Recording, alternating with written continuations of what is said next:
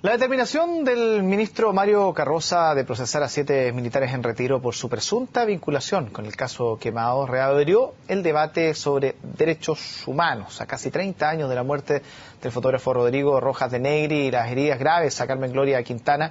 El cardenal de Santiago, Ricardo Esati, dijo al diario La Tercera, por ejemplo, que la existencia de pactos de silencio atenta contra la reconciliación. A ver, queremos conversar sobre este tema específicamente y otros. Recibimos al abogado Hermógenes Pérez de Arce, que le damos la bienvenida. ¿Cómo está? Buenas noches, mucho gusto. Bien, a ver, uno de los temas que ha quedado dando vuelta de todo esto que se ha generado después de la situación del caso Quemados, el procesamiento de estas 7 personas, es el famoso pacto de silencio. Ayer lo tocábamos con Roberto... Se me fue la vida. Garretón, con Roberto Garretón, aquí mismo, usted está sentado.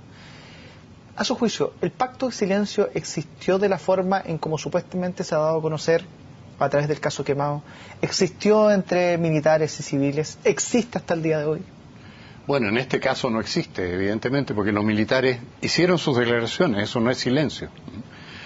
Ellos declararon como testigos y posiblemente podrían haber sido imputados en su tiempo, que en ese tiempo se llamaba encargados reos bajo el antiguo sistema, y no lo fueron, porque los tribunales juzgaron esto a través de las distintas instancias hace 29 años. Todo esto partió con un ministro civil, que era don Alberto Echavarría Lorca, muy respetado en el medio judicial. Y él determinó en su primera resolución, pocos días después de los hechos, que se habían quemado estas personas por un movimiento de Carmen Gloria Quintana, que volcó un recipiente que tenía un líquido altamente combustible y explosivo. Y que, como su compañero estaba en el suelo, se había ordenado tenderse por parte de la patrulla que lo interceptó. Ella dio origen a que él se quemara y ella también se quemó y saltó hacia distintos lados por estarse quemando y volcó otros recipientes que aumentaron la conflagración de fuego, digamos.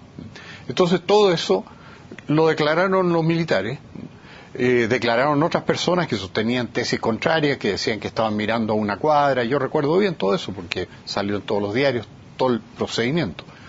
Y finalmente el juez Echavarría Lorca, el ministro sumariante, se declaró incompetente por estar envueltos militares en el episodio. Y entonces tomó el caso la Fiscalía Militar. Y el caso siguió en sus distintas instancias y se falló. Y el fallo fue el que señaló que el incendio había sido provocado por esta niña y que las dos personas quemadas habían sido llevadas en la patrulla y le habían pedido al capitán Fernández Ditus, que estaba a cargo de la patrulla, que no los llevara a un recinto asistencial porque iban a ser detenidos ahí. Y él, sin darse cuenta, dice él, de la gravedad de las quemaduras, los abandonó en un lugar donde no lo pudieran acusar tampoco de haberlos abandonado.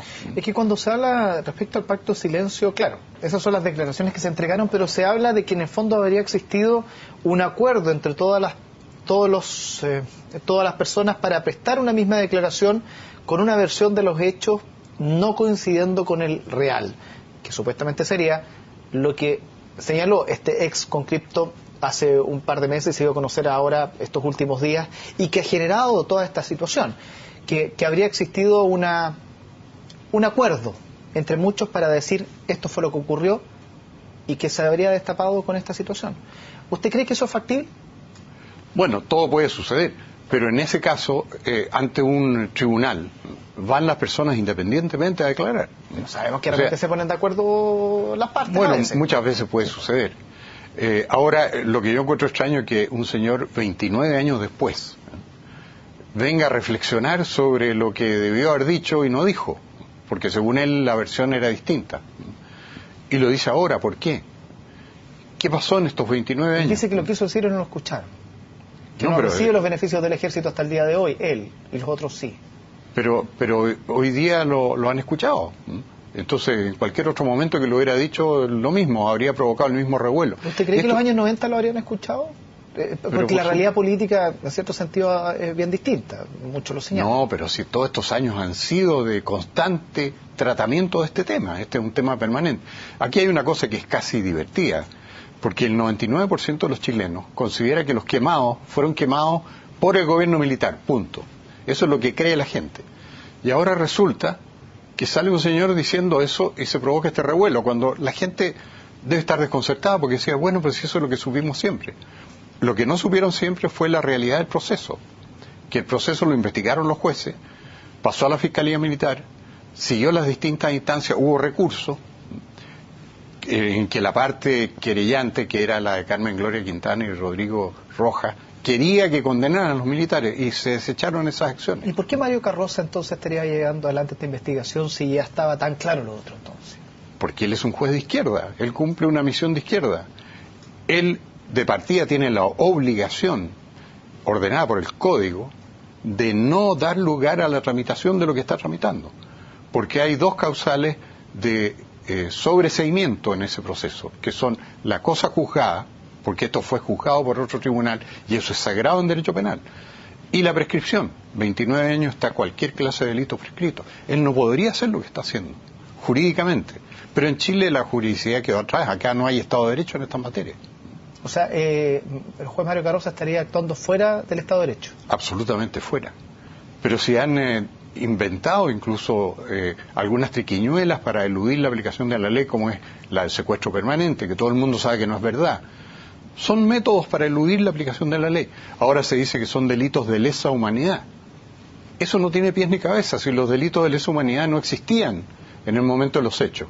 Y una norma básica del derecho penal es que tiene que haber una ley que tipifique el delito para que uno cometa el delito. Si uno incurre en una acción que no está tipificada, no comete delito. ¿Y por qué cree usted entonces que, siguiendo su forma de pensar, por qué entonces la familia de Rodrigo Rojas de Negri busca aún la verdad? ¿Por qué Carmen Gloria sigue buscando la verdad? ¿Y por qué muchos familiares después de tantos años seguirían buscando la verdad si todo debiese estar tan claro o supuestamente los tribunales en su minuto dijeron qué es lo que había pasado? Bueno, yo no quiero entrar en suposiciones que no son muy simpáticas, pero desde luego, si se condena a los militares por esto, el Estado tendría que hacerse cargo de una indemnización importante, porque serían funcionarios del Estado que han cometido delitos, que han generado un daño y por lo tanto hay lugar a una indemnización. Y ahí estamos hablando de centenares de millones de pesos. Entonces, aparte de los beneficios que ya han recibido ellos, o sea... ¿Usted cree que ellos buscan dinero? No, es un hecho que van a obtenerlo si se cambia el enfoque del asunto como fue determinado en el juicio primitivo. Es evidente que si no es responsabilidad de los militares, como quedó determinado en el proceso, el fuego, quiere decir que el Estado no tiene que responder, pero sí tiene que responder. Entonces ahí hay un móvil. El otro es político. La madre de Rodrigo Rojas, habló de la Asamblea Constituyente y esas cosas. Se ve que ahí hay una motivación política para reabrir todo un debate que vaya en pro de ideas de determinada tendencia. ¿Y usted cree entonces que, a ver, con el correr de los años han pasado, democracia llevamos 25 años, ¿ya? ¿Usted cree que realmente no pasó nada entre 1973 y 1980? No, pasaron muchas cosas, pero si había 20.000 hombres en armas y un llamado de la mayoría democrática, desde la democracia cristiana, Partido Nacional, hasta la izquierda radical, a los militares para poner término a lo que estaba pasando. No, está claro, pero más allá de entonces, obvio, hay una pequeña guerra civil larvada que nunca se ha estudiado en profundidad. Pero lo que voy yo que con el correr del tiempo, a esto para todos los sectores, tanto derecho, izquierda, en fin, que ya hay una perspectiva de mirar un poco esto como un hecho histórico, ya de 25 años, mirándolo como con perspectiva. ¿Qué cuestionamientos usted le hace quizás a ese periodo de Chile? Que no se ha revelado la verdad histórica. ¿Y cuál es la verdad histórica según usted? La verdad histórica en cada caso tiene muchos matices y muchas características propias. Esto ha sido políticamente conducido. Yo he escrito un libro que se llama Terapia para cerebros lavados, porque yo opino que los cerebros chilenos han sido lavados de la verdad histórica.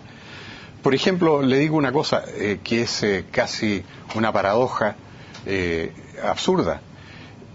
Hay muchos casos de militares que actuaron más allá de las órdenes que tenían y que cometieron delitos. El que más fusilamientos ilegales protagonizó está libre ahora. No ha pisado Punta Peuco nunca. ¿Quién? No le voy a decir el nombre porque él tiene derecho a la amnistía, a la prescripción. ¿Pero qué? Pero es un coronel. en Retiro. No ha pisado Punta Peuco, pero siempre le dijo a los jueces lo que los jueces querían oír. Les dijo, estas son órdenes superiores. Y el superior de él en ese caso, que era el de la comitiva de Arellano, el general Arellano, que era delegado del general Pinochet. Y los jueces querían oír eso, porque lo que querían era enjuiciar políticamente a Pinochet. Y Pinochet obviamente no sabía esto. ¿Y esos antecedentes usted se lo ha entregado a la justicia? Porque si esa persona anda libre es algo no menor. Sí, la justicia lo sabe, si ellos lo han condenado a pena remitida, por eso está libre. No es que esté libre, está condenado a pena remitida. Pero ya se quisieran los de Punta Peuco estar con pena remitida. Estarían en su casa. Entonces, hay un ingrediente político en todo esto que es innegable. Y lo que se ha impedido es conocer la verdad histórica de lo que sucedió.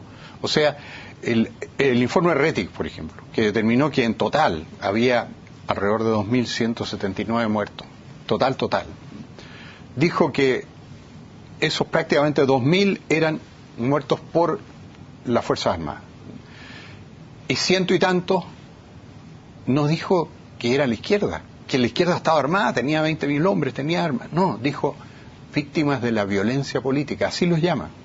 O sea, fue una forma de perdonar a la extrema izquierda, que políticamente es entendible, porque lo que necesitaban en ese momento, en el año 90, era el apoyo de la extrema izquierda para que los dejara gobernar, a don Patricio Aylwin en particular. ¿Usted comparte esta opinión de que hoy día existirían militares activos que habrían participado de hechos como estos y que siguen recibiendo beneficios del Estado? Y se lo pregunto porque usted, yo, todos pagamos impuestos y finalmente es la plata de todos nosotros la que se estaría pagando, en teoría, de ser así, a personas que cometieron delitos.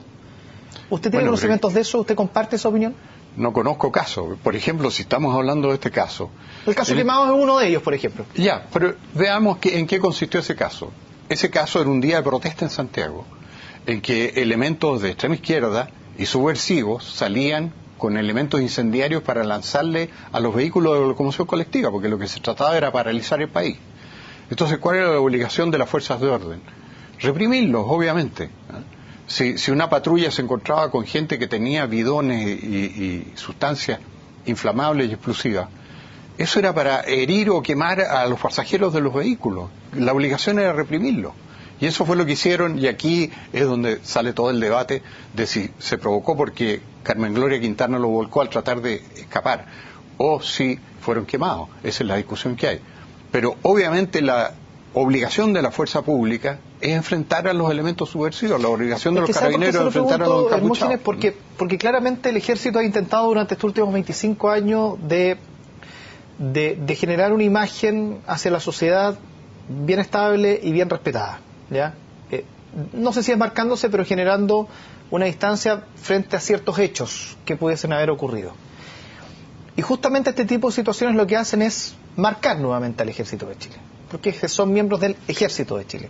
¿Usted cree que el Ejército de Chile debiese hablar y debiese entregar eventualmente, si es que tienen antecedentes, los nombres de las personas que participaron de esto de una vez por todas, para que se deje de hablar del Ejército de Chile, en definitiva?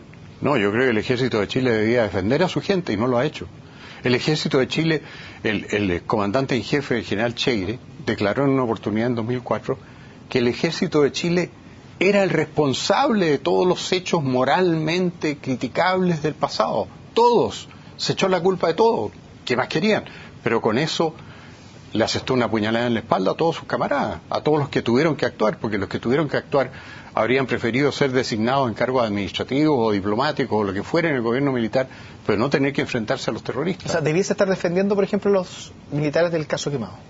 Por supuesto, pero sí, bueno, en ese caso los defendió un amigo mío que se llamaba Carlos Cruzco, que es recientemente fallecido, un buen abogado, y logró demostrar que eran inocentes del cargo de haberlos quemado.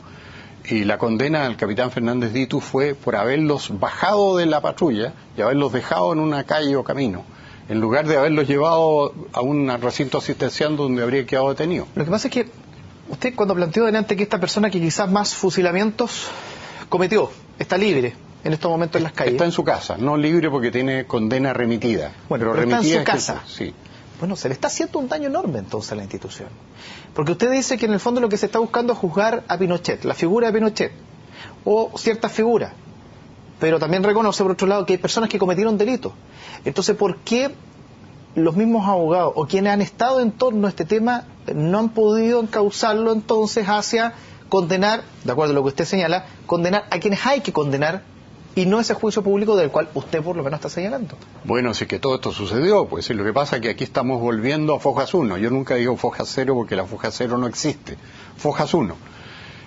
Esto se juzgó en los años 80, todo.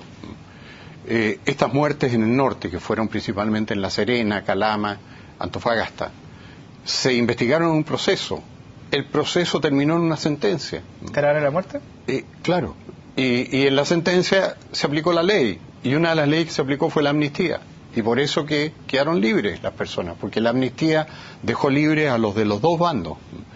En definitiva se beneficiaron los de un bando, que es el bando de la extrema izquierda, que alrededor de 500 fueron amnistiados y nadie más los molestó. Pero los del otro lado, que eran los uniformados, dijeron la amnistía no vale y lo siguen procesando hasta hoy.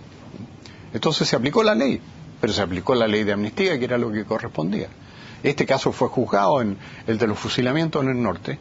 Hay un proceso en Antofagasta extensísimo, que yo tengo un libro que escribí sobre el tema y ahí lo reproduzco en gran parte. Es que sabe que yo creo que para quienes están en sus casas es inentendible o no comprensible que haya personas en Punta Peuco y usted dice que uno de los máximos fusilados, de los que fusilaron, esté en su casa en estos momentos. No se entiende eso.